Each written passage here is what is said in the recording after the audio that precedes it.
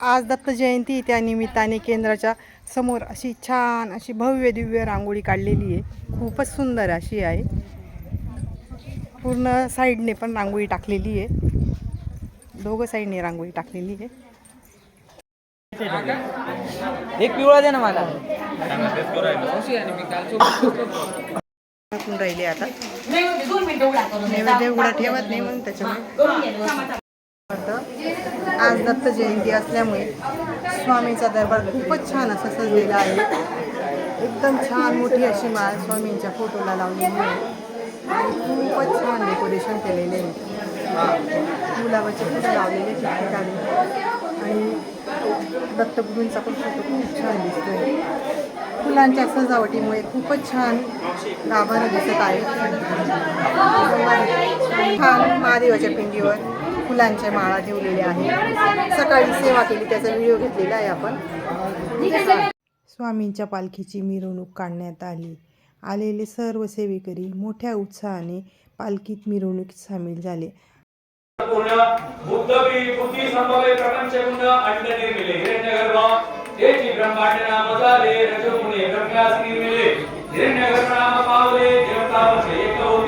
तेची ब्रह्मांड रेखा पुटणी शकले झाली द्वैता एका आकाश एक भूमिका होरी गेली शकले दोन्ही ब्रह्मा तेथे उपजन रचली चौदाई गुणे जाहीसी सप्तपुत्र पृथ्वी मानसी नामे सांगिन पर्यसी रात्री ऋषीचा इंद्र म्हणे स्वामी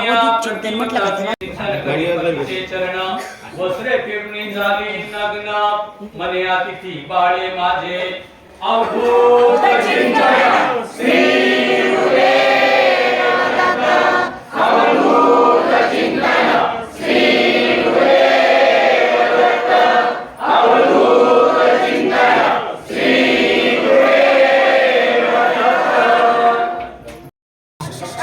तू करतोय ना स्वामी महाराजांचा प्रसाद आहे का? नाही, दत्ताचा प्रसाद. हो ना. श्री गुरुदेव दत्त अवधूत चिंतन श्री गुरुदेव दत्त.